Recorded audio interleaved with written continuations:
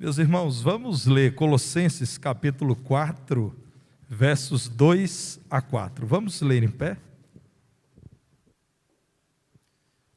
Já há muitas semanas estamos estudando, nas quintas-feiras, a carta aos Colossenses. E o tema desta série de estudos é Somente Cristo. Meus irmãos, o último texto que estudamos se encerrou no capítulo 3, verso 17. Nós aqui encerramos e não vamos estudar os versículos 18 a 25, porque os irmãos devem lembrar que na conferência da família eu preguei no domingo pela manhã acerca dessa porção de Colossenses, que é o texto que traz-nos recomendações acerca de cada pessoa com o seu papel na família. Então, hoje, na nossa sequência, Colossenses 4, versículos 2 a 4, é o que nós estudaremos sob o tema Viva em oração para cumprir a missão. Diz assim a palavra do Senhor: perseverai na oração, vigiando com ações de graças.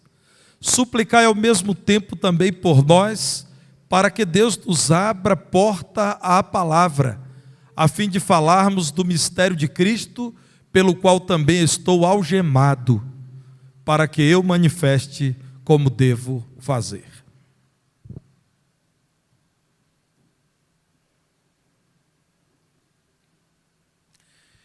Paulo estava preso quando escreveu esta carta, mas achava-se livre para servir a Deus e com toda a liberdade buscar ao Senhor em oração. Esse é um exemplo extraordinário para nós, irmãos.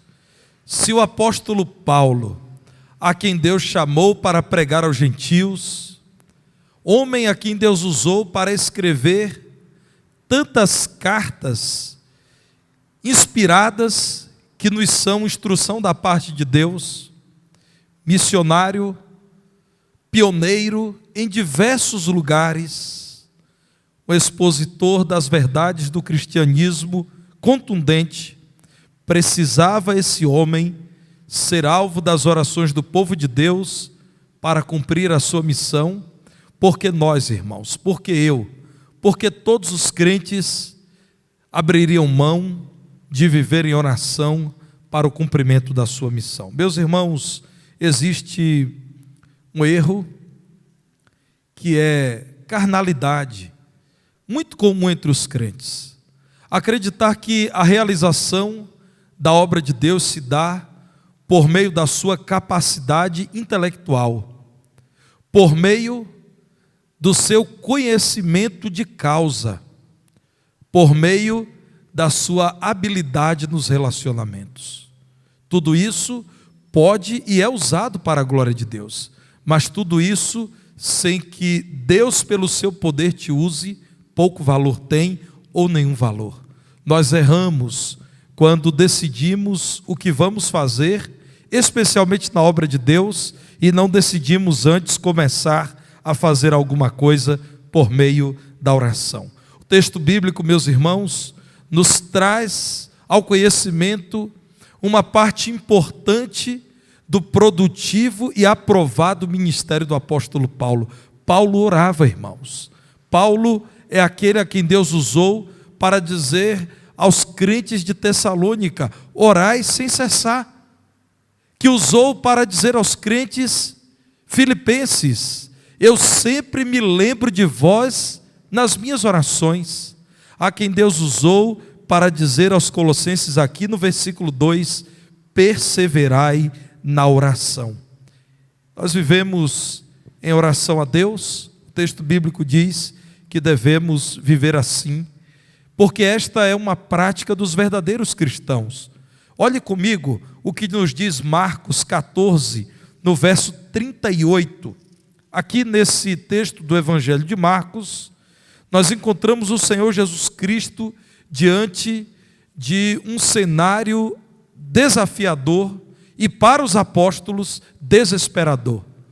O que diz Jesus para aqueles que estavam apreensivos quanto à possibilidade de ser Jesus aprisionado e crucificado: vigiai e orai.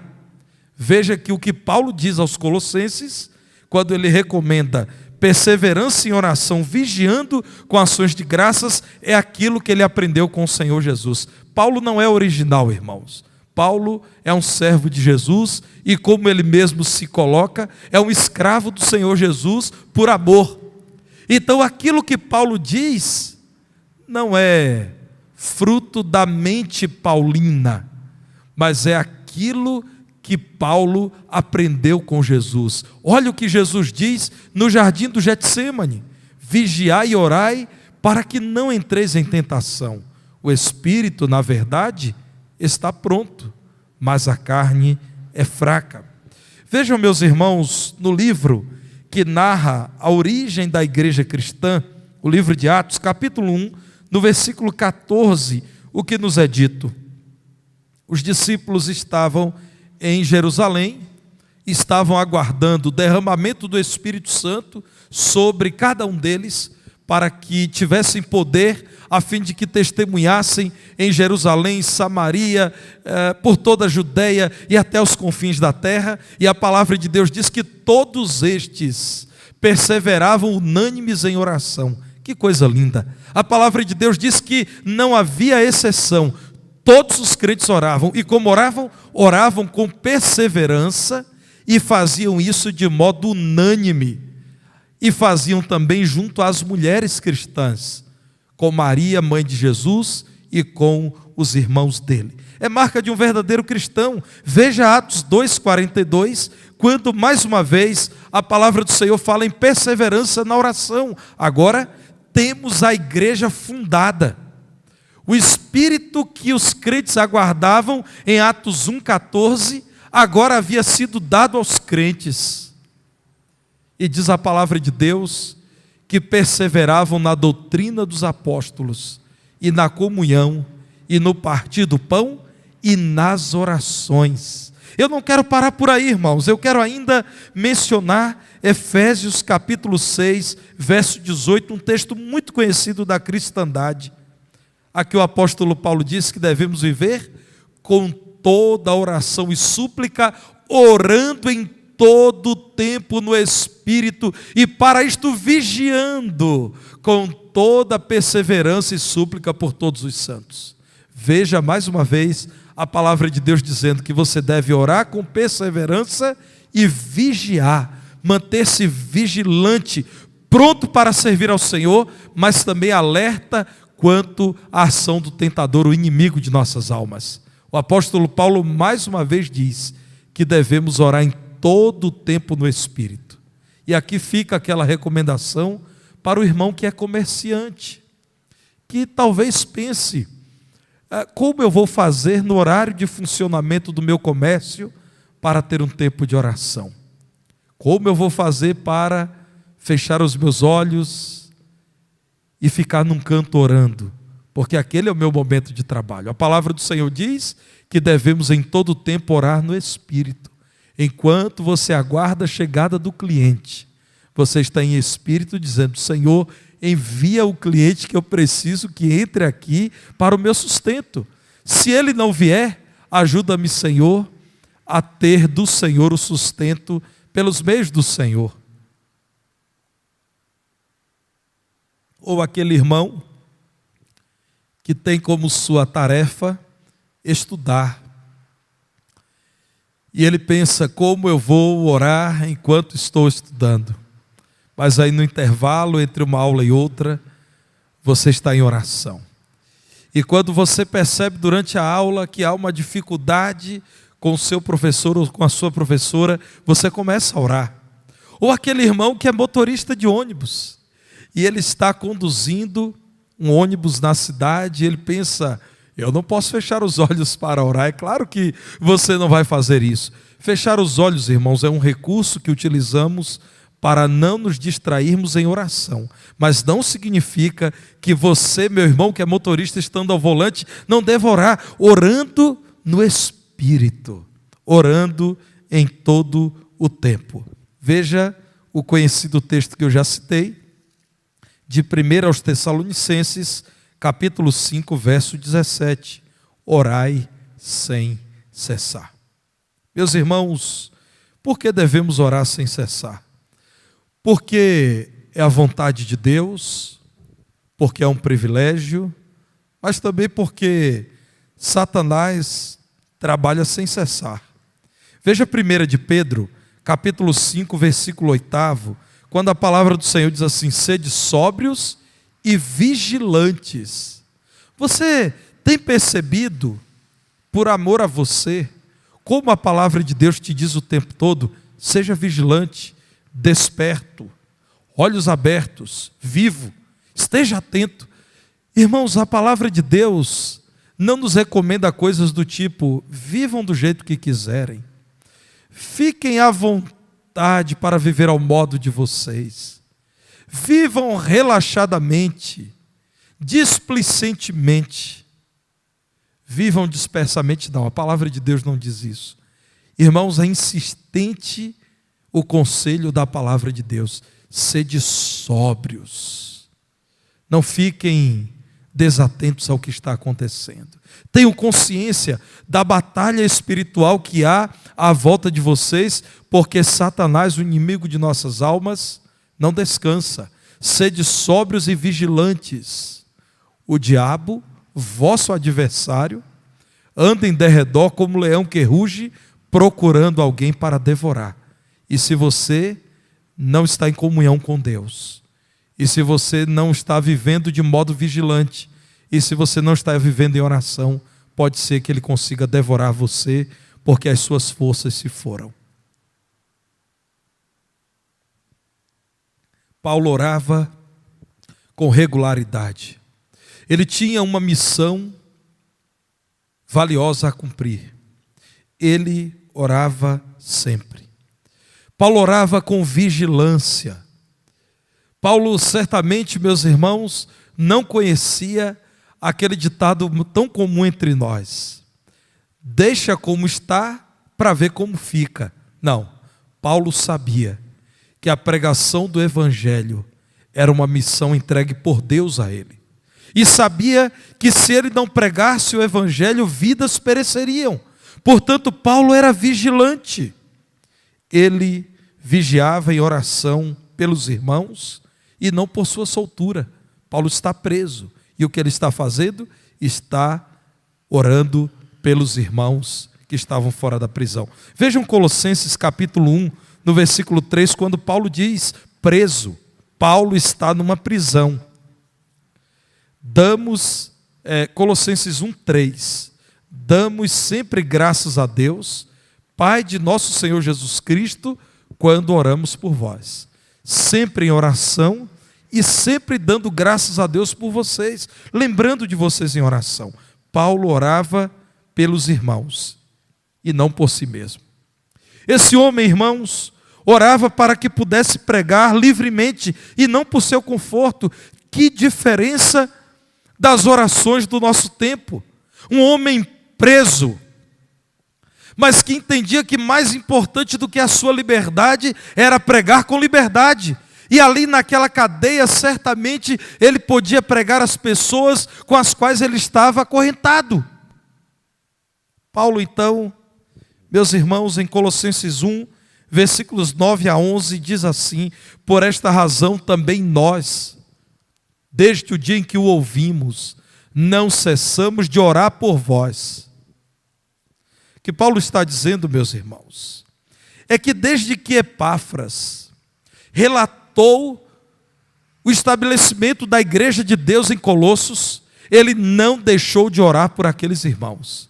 Paulo orava por aqueles irmãos. Não cessamos de orar por vós e de pedir que transbordeis de pleno conhecimento da sua vontade, em toda sabedoria e entendimento espiritual, a fim de viverdes de modo digno do Senhor, para o seu inteiro agrado, frutificando em toda boa obra e crescendo no pleno conhecimento de Deus, sendo fortalecidos com todo o poder, segundo a força da sua glória, em toda perseverança e longanimidade com alegria. Qual era a razão da oração de Paulo não era para que ele tivesse conforto e fosse solto, é para que os irmãos fossem fortalecidos e continuassem com perseverança, com alegria, com longanimidade, pregando o Evangelho. Você tem priorizado em sua oração necessidades espirituais da sua família, dos seus irmãos em Cristo, da sua igreja, do reino de Deus? Ou você nem lembra disso, você ora somente por você? O mais conhecido pregador da história dos batistas até o século XX, porque no século XX foi Billy Graham. Até Billy Graham, o mais conhecido havia sido Charles Spurgeon. Ele era pastor do Tabernáculo Batista Metropolitano em Londres. E um certo pastor foi conhecer a igreja de Spurgeon em Londres, que era talvez a maior igreja evangélica do mundo na época. E então Spurgeon conduziu aquele colega pastor pelas dependências da igreja e mostrou onde os cultos eram realizados, até que ele desceu ao andar mais baixo da igreja, ao sótão. E então ele disse àquele pastor: aqui é a casa de força da igreja. Aqui é onde os irmãos se reúnem para orar. Quando eu estou pregando, há um grupo aqui sempre em oração por mim. É por isso que essa igreja é forte como é. Aqui está a casa de força. Meus irmãos, nós podemos e devemos orar por nossas necessidades. O Senhor Jesus nos ensina a orar pelo pão de cada dia hoje, sim. Mas, irmãos, não devemos ser tão limitados a ponto de nos esquecermos que somos membros de um corpo, que devemos orar pela igreja de Jesus para que ela avance na pregação do Evangelho, que devemos orar pelos pastores da igreja para que sejam fiéis, para que preguem a verdade sem temor, para que sejam firmes na condução do rebanho. Devemos orar pelos líderes da igreja, por cada família da igreja. Devemos orar por cada membro. Não esqueçam disso, irmãos. As igrejas de Jesus precisam das orações do povo do Senhor Jesus. Você tem priorizado a oração confiante em Deus, independentemente do tempo e dos meios da resposta? O tempo para a resposta está nas mãos de Deus. Os meios para a resposta também estão nas mãos de Deus. O seu dever é orar. Talvez você em algum momento tenha se perguntado: mas se eu oro para que Deus cumpra a vontade dEle, e não é possível que Deus faça aquilo que não é a vontade dEle, por que eu irei orar? Deus sabe o que Ele vai te responder, mas você não sabe. É por isso que você precisa orar. Deus sabe o que Ele vai te dizer, mas você ainda não sabe. Você não sabe o que virá como resposta do Senhor, e nessa jornada de oração, aquilo que você ganhará. Esses dias, estava conversando com um irmão que relatava para mim uma dificuldade, e ele me dizia: pastor, nós começamos em minha casa a orar por tal questão.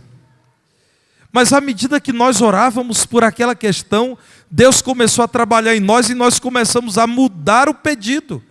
Deus não sabia o que aconteceria no fim? Sabia. Mas quem precisava crescer ao longo daquela jornada de oração? Irmãos, Deus sabe tudo, mas você não sabe, é por isso que você precisa orar. É claro que Deus já sabe qual é a resposta da oração que você fará, mas você não sabe. Você é chamado por Deus a vivenciar um relacionamento com Ele. Imagine se você que é pai, você que é mãe, dissesse ao seu filho: eu nem vou me empolgar com você aqui em casa enquanto você é criança, porque eu sei que você vai crescer, se tornará um adulto e vai embora. Meus irmãos, nós já sabemos que provavelmente isso vai acontecer com todas as crianças. Há exceções, há pais que precisam que os seus filhos permaneçam em casa, inclusive para cuidarem da saúde dos pais. Existem casos assim, mas nós sabemos que normalmente os nossos filhos são criados, entre aspas, para o mundo, para viverem. Mas é por conta disso que eu não vou vibrar, que eu não vou usufruir com a presença dos meus filhos em minha casa durante toda a infância, adolescência e juventude deles? Relacionamento, irmãos. Eu já sei daquilo que provavelmente acontecerá. Mas quem disse que o caminho não faz parte da jornada? É só o ponto de chegada que faz parte? Nós precisamos orar, irmãos, porque nós não sabemos ainda qual é a vontade de Deus. Na verdade, meu irmão, Deus nunca precisou que você orasse. Sempre foi você quem precisou. Aquele irmão que diz, mas Deus só vai cumprir a vontade dele. Não é Deus quem precisa da oração, é você. Quem precisa compreender, quem precisa de fé, quem precisa esperar em Deus é você. Então ore. Ore pela igreja do Senhor Jesus Cristo. Você precisa saber que o tempo está nas mãos de Deus e os meios também estão nas mãos de Deus. Meus irmãos, Deus usa aquilo que nos parece ser mal para o bem. Deus transforma o mal em bem. Quantas vezes nós adoecemos, e tantas vezes adoecemos por conta de maus hábitos nossos, e em meio à doença, Deus nos abençoa com grandes respostas, com livramento, com a ação dele em nossas vidas. Você, querido irmão, tem entendido que a oração é parte do seu trabalho para Deus? Você que trabalha em um ministério desta igreja, você que tem se doado para a realização da obra de Deus, você entende que parte do seu trabalho é orar? Um certo escritor, e eu não consegui localizar quem ele é,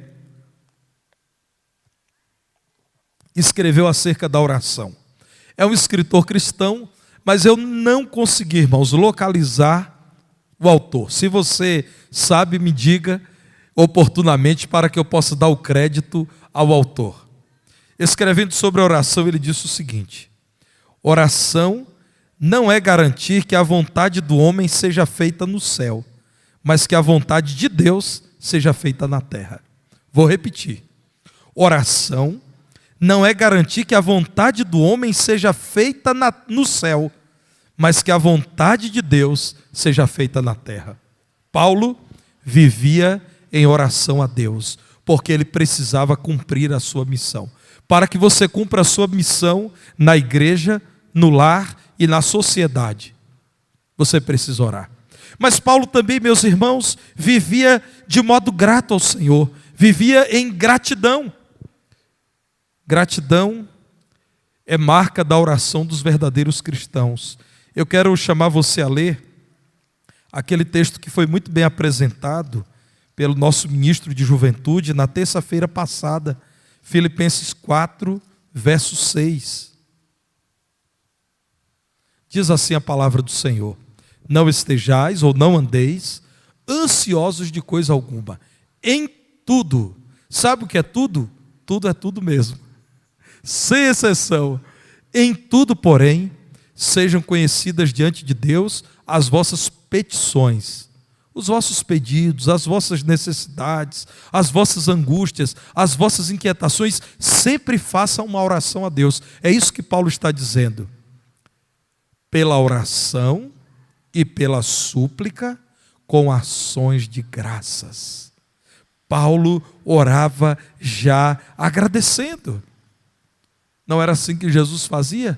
Ó Pai, eu sei que sempre me ouves, mas eu quero te agradecer aqui para que eles saibam que o Senhor me enviou, que eu venho de ti.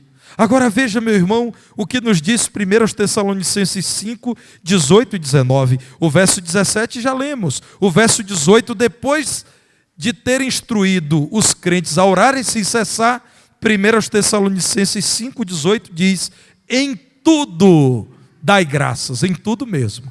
Quando as coisas vão bem, mas quando as coisas não vão muito bem. Quando você é aprovado, mas também quando você é reprovado. Quando você está feliz, mas também quando está deprimido. Em tudo dai graças, porque esta é a vontade de Deus em Cristo Jesus para convosco. Se pudéssemos voltar a esse versículo de trás para frente, então a palavra do Senhor diria assim: a vontade de Deus em Cristo Jesus para vocês é a seguinte: que em tudo vocês deem graças e orem sem cessar. Em tudo sejam gratos. Versículo 19, a palavra do Senhor ainda diz: não apagueis o espírito. Um crente fervoroso em espírito, que ouve o Espírito de Deus, é um crente que em oração é grato ao Senhor. Paulo orava com atitude de gratidão a Deus por tudo que Deus fazia e até por aquilo que Deus não lhe permitia. É Paulo que ora: queríamos ir a determinado lugar para pregar, mas o Espírito de Jesus não permitiu. Queria que o Senhor me livrasse de um espinho na carne, mas Ele me disse: a tua graça me basta, Senhor, e o teu poder se aperfeiçoa na minha fraqueza. É Paulo, meus irmãos, quem orava com confiança a Deus, porque os seus propósitos em oração eram santos. Ele não queria que a vontade dele vencesse, mas que a vontade de Deus o vencesse sempre. Você, meu irmão, é grato a Deus quando a sua vontade não se cumpre? Isso é maturidade espiritual. É crescimento como discípulo. Quando um crente diz: Senhor, eu queria muito, e o Senhor não me permitiu. Eu quero te agradecer porque a minha vontade não se cumpriu.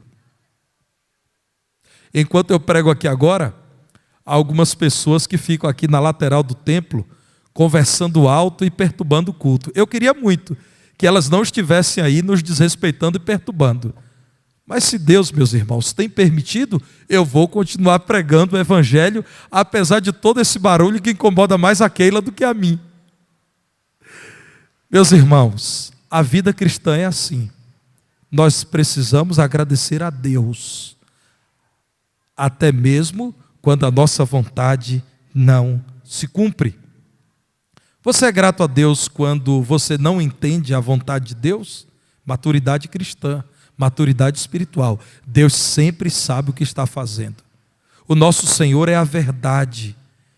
Ele faz o melhor, mesmo que eu não compreenda o que Ele está fazendo. Você é grato a Deus pelas lutas que você enfrenta enquanto cumpre a sua missão? Porque há alguns crentes, irmãos, que imaginam de modo imaturo assim: Deus me chamou para tal obra. Eu sei que eu só vou experimentar vitória. Não é assim. Enquanto você serve ao Senhor, Deus molda a sua vida. Thomas Watson disse que Deus pode desferir um golpe reto com uma vara torta. Deus pode, Edmar, desferir um golpe reto com uma vara torta. Uma vara torta na minha mão certamente vai gerar um golpe torto, mas Deus não. Com uma vara torta na sua mão, Deus pode desferir um golpe reto. O grande exemplo que temos e ao mesmo tempo encorajamento para orarmos enquanto cumprimos a missão e para orarmos sendo gratos ao Senhor que nos chamou para a missão, vem de Paulo. Paulo pede orações em favor do seu ministério, ao tempo em que é grato a Deus pelas lutas do ministério, pelo chamado, mesmo quando precisou exercer o seu chamado na prisão. Seja qual for a sua condição atual, meu irmão, viva em oração, e em oração seja grato a Deus, cumpra o propósito da sua vida, orando e agradecendo ao Senhor. Volte agora o seu olhar para Colossenses, aqui mesmo no capítulo 4, que nós estamos estudando, e veja se não é isso que Paulo está dizendo. Crentes, perseverem com vigilância, suplicando a Deus para que nos abra porta à palavra, a fim de falarmos do mistério de Cristo, pelo qual também estou algemado, para que eu manifeste como devo fazer. Para cumprir a missão, Paulo dizia: orem, orem para que Deus aqui na prisão, onde fecharam a porta para que eu aqui ficasse recluso, eu tenha uma porta aberta para pregar. Orem para que enquanto eu estiver algemado, eu tenha liberdade para fazer Cristo conhecido, enquanto eles não querem que eu seja conhecido. Meus irmãos, ainda que tivesse que exercer o seu chamado na prisão, Paulo estava disposto a isso e se fortalecia diante de Deus em oração. Colossenses capítulo 1, versículo 9, Paulo, meus irmãos, como eu já li, diz que ele não cessava de orar pelos que estavam fora. Então a visão de Paulo é: Senhor, me fortaleça aqui dentro. E quanto aos que estão lá fora, fortaleça os teus servos que estão lá fora, para que eles não deixem de pregar a tua palavra. Desde o dia que eu soube que existe um grupo de crentes aí em Colossos, eu oro para que vocês preguem aí, porque aqui na prisão eu prego. Vejam Filipenses capítulo 1, versículos 12 a 14, com o qual eu encerro. Filipenses 1, 12 a 14, quero ainda, irmãos, cientificar-vos de que as coisas que me aconteceram, me permitam, irmãos, interromper a leitura e dizer, e o que aconteceu a Paulo? Prisão, humilhação, processo jurídico, ameaças, maus tratos, as coisas que me aconteceram têm antes contribuído para o progresso do Evangelho. De maneira que as minhas cadeias em Cristo se tornaram conhecidas de toda a guarda pretoriana e de todos os demais. E a maioria dos irmãos, estimulados no Senhor por minhas algemas, ousam falar com mais desassombro a palavra de Deus. Meus irmãos, que maturidade, que visão cristã da vida. É um homem que diz, meus irmãos, eu fui preso porque Deus ama também esses soldados que estão à minha volta, e eu pude falar de Cristo para eles. E tem mais, Deus me permitiu vir para a prisão e servi-lo com alegria e ter paz de espírito, para que os irmãos em toda parte soubessem, se Paulo preso continua pregando com alegria e destemor, porque nós temeremos a pregação do Evangelho aqui fora. Deus ouviu a oração de Paulo, um homem que vivia em oração para cumprir a missão. Eu oro para que você viva assim também.